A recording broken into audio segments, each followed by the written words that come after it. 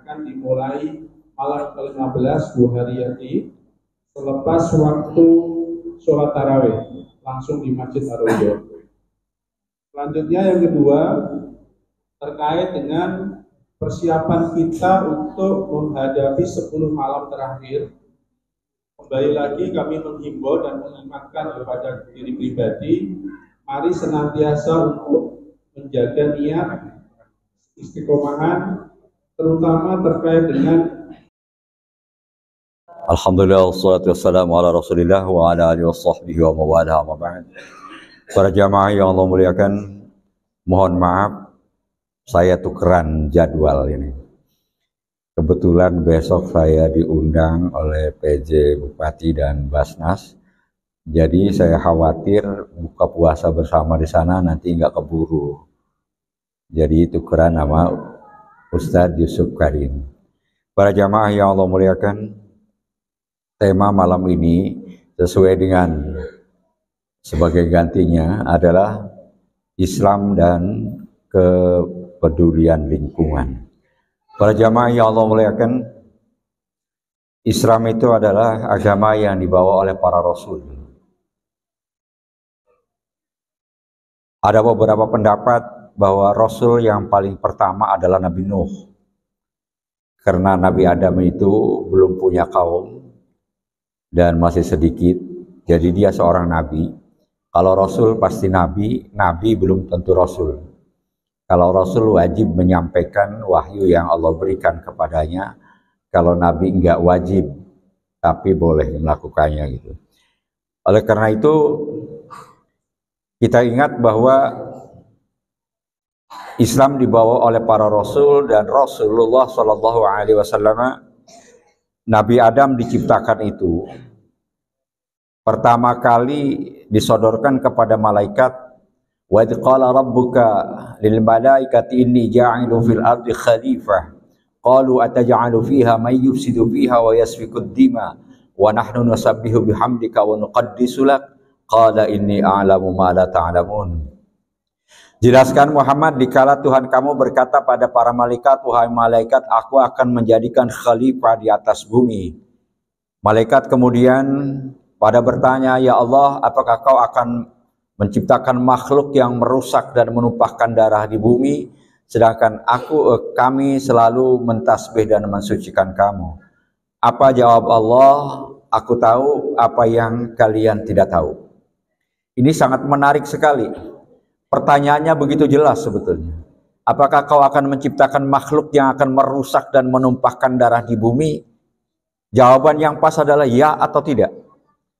Tetapi Allah tidak menjawab dengan hal itu. Tetapi jawabannya diplomatis, aku tahu apa yang kalian tidak tahu. Setelah itu kemudian wa'allama Adam al-asma' kullaha summa 'aradahum 'alal malaika faqala anbi'uni bi asma'i haula in kuntum shadiqin. Nabi Adam diajarkan tentang beberapa nama-nama benda atau seluruh nama benda. Kemudian benda-benda itu disodorkan pada para malaikat, wahai malaikat, coba sebutkan nama benda-benda itu semuanya. Kalau kamu memang betul tahu tentang hal yang gaib. Apa jawab malaikat? Qalu subhanaka la ilma lana illa ma 'allamtana innaka antal alimul hakim. Maha suci Engkau, kami tidak punya pengetahuan selain yang telah Kau ajarkan. Engkau adalah antal alimul hakim, orang yang atau zat yang maha tahu dan bijaksana. Jadi manusia dengan malaikat itu secara keseluruhan pintar manusia. Sebab malaikat itu sejak diciptakan diperintahkan oleh Allah selalu melaksanakan itu tugasnya. Kalau dari pertama kali diperintahkan oleh Allah sujud, maka sampai hari kiamat dia akan sujud terus. La ya'sunallaha ma amarahum wa yaf'aluna ma yu'marun. Jadi jelas bahwa setelah Nabi Adam kemudian diajari oleh Allah dan Allah kemudian menyebut pada Nabi Adam, hai Nabi Adam, sebutkan nama benda-benda itu. Qala ya Adamu ambihum bi asma'ihim. Falamma ambahum bi asma'ihim qala alam aqul lakum inni a'lamu ghaibas samawati wal ard wa a'lamu ma tubduna wa ma kuntum taktumun. Hai Adam, sebutkan nama benda-benda itu. Setelah nama benda-benda itu disebutkan oleh Nabi Adam, Allah berfirman pada malaikat, wahai malaikat, bukankah aku telah berkata kepada kalian bahwa aku tahu hal-hal yang gaib, baik di langit dan di bumi, dan aku tahu apa yang kau lahirkan dengan ucapanmu dan apa yang kau simpan dalam hatimu. Jadi Nabi Adam setelah diajarin semacam itu, kemudian malaikat suruh sujud kepada Adam, semuanya sujud. Artinya taslim. Dia menerima bahwa Allah akan menciptakan Nabi Adam sebagai khalifah di atas bumi ini. Para jamaah yang Allah muliakan, kemudian Nabi Adam mendapatkan wahyu petunjuk dari Allah Subhanahu wa Ta'ala. Berpuluh-puluh tahun, ada yang mengatakan ratusan tahun Nabi Adam bertobat dengan baca doa Rabbana zalamna anfusana wa illam taghfir lana wa tarhamna lanakunanna minal khasirin. Kemudian Nabi Adam merasa rindu, bertanya kepada Allah, apakah kami bisa kembali lagi ke surga? Dijawab oleh Allah, fa imma ya'tiyannakum minni huda faman tabi'a hudaya fala khaufun 'alaihim wa lahum yahzanun. Mungkin suatu saat nanti akan datang dariku petunjuk. Barang siapa yang ikut petunjukku, maka tidak ada rasa takut dan tidak ada rasa susah. Maka diutuslah para rasul. Para rasul diutus dengan membawa agama, yaitu Islam. Agama sejak Nabi Nuh sampai Nabi Muhammad sama, agama itu Islam. Jadi agama Islam itu bukan agama yang dibawa oleh Nabi Muhammad saja, enggak. Tapi dari awal. Ini Al-Quran yang bicara. Syara'a lakum minad dini ma wassa bihi Nuha walladzi auhayna ilaika wa ma wassayna bihi Ibrahim wa Musa wa Isa an aqimud dina wa la tatafarraqu fi. Allah membuat agama untuk kalian seperti apa yang Allah wasiatkan kepada Nabi Nuh dan sebagaimana apa yang aku wahyukan kepada Muhammad berupa Al-Quran dan sebagaimana yang aku wasiatkan pada Ibrahim, Musa dan Isa bahwa laksanakanlah agama dan jangan bercerai-berai. Oleh karena itu Nabi Muhammad diperintahkan oleh Allah, qul ya ahlal kitab ta'alau ila kalimatin sawa'in bainana wa bainakum alla na'budu illallah wa la nusyrika bi syai'a. Katakan Muhammad, hai ahli kitab, mari kita berada dalam satu kata yang sama, yaitu tidak menyembah selain Allah dan tidak menyamakan Allah dengan apapun. Para jamaah yang Allah muliakan, jadi agama sama. Makanya ayat yang terakhir turun dalam Al-Quran, al-yawma akmaltu lakum dinakum. Pada hari ini aku sempurnakan agama kamu. Arti sempurnakan itu apa? Artinya barangnya sudah ada tapi belum sempurna. Bahkan Nabi Muhammad bersabda, innama bu'ithu liutammima makarimal akhlak. Aku diutus hanya untuk menyempurnakan akhlak. Arti menyempurnakan itu berarti benda yang disempurnakan atau barang yang disempurnakan sudah ada. Oleh karena itu kita diwajibkan puasa sama dengan diwajibkan pada orang-orang sebelum kalian. Sama, cuman cara puasanya. Sholat juga sama. Nabi Ibrahim sebagai Abul Anbiya, dari Nabi Ibrahim banyak keturunan jadi para nabi, para rasul. Waktu membuat Ka'bah, Nabi Ibrahim berdoa, Rabbana liyuqimus sholata faj'al af'idatam minan nasi tahu ilaih. Tuhan, agar mereka melaksanakan sholat, maka jadikanlah hati-hati manusia cinta kepada Ka'bah. Cuma tata cara sholatnya mungkin yang berbeda-beda. Sebab sholat arti secara lugawi adalah ad-du'a, berdoa kepada Allah Subhanahu wa Ta'ala. Sebagai bukti, waktu Nabi Muhammad turun Mi'raj, sebelum turun naik langit pertama, Nabi Muhammad sholat menjadi imam dari para nabi yang lalu. Tetapi pulang Isra Mi'raj, Nabi Muhammad diwajibkan untuk membawa sholat 5 waktu. Waktu itu masih malam pulang. Subuh, Nabi Muhammad tidak sholat subuh. Kenapa? Dalam sebuah kitab dijelaskan, walam tajib subhu tilkal lailati li'adamil ilmi bikaifiyatiha. Belum diwajibkan sholat subuh pada malam itu karena belum tahu tata caranya. Maka kemudian malaikat Jibril turun, sholat zuhur waktunya jam berapa, mulai jam berapa, berapa rakaat, asar, maghrib, isya, subuh. Ini sangat penting sekali. Artinya beda Tapi intinya sama, yaitu berdoa kepada Allah Subhanahu wa taala. Kemudian karena para rasul itu adalah sebagai khalifah di atas bumi dan untuk memakmurkan bumi, maka hubungannya ajaran-ajaran Islam yang dibawa para rasul dengan lingkungan sangat erat sekali. Bahkan wala tufsidu fil ardi ba'da islahiha. Jangan merusak di bumi setelah bumi diperbaiki.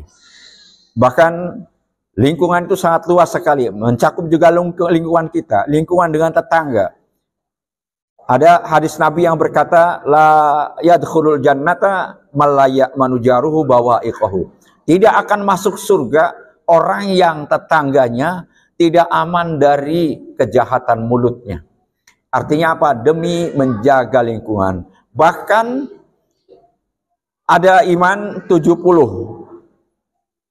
lebih. Al-imanu sab'una syu'batan adnaha imatatul adha anit thariq. Iman itu 70 macamnya. Yang paling rendah adalah menyingkirkan hal-hal yang bisa membahayakan orang lain dari jalanan. Artinya apa? Bahwa kaitannya dengan kepedulian lingkungan, kepedulian sosial, kayaknya memang nggak cukup, waktunya sangat sempit sekali kalau harus saya jelaskan bagaimana tentang Islam mengajarkan untuk menjaga lingkungan secara baik mengenai air, udara, dan segala macam. Bahkan dalam rumah tangga pun kita nggak boleh bikin rumah yang pagarnya itu sangat tinggi di atas rumah tetangga kita. Sebab itu bisa kemudian akan menyetop atau menghalangi udara yang akan bisa masuk gitu.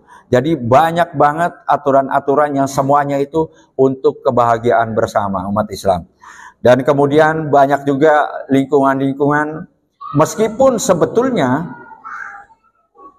terus terang saja Allah secara diplomatis jawabnya, aku tahu apa yang kalian tidak tahu. Kenapa? Sebab kalau Allah jawab, ya saya akan membuat makhluk yang akan merusak di bumi, nyatanya bumi ini menjadi hebat, menjadi bagus adalah akibat ulah manusia.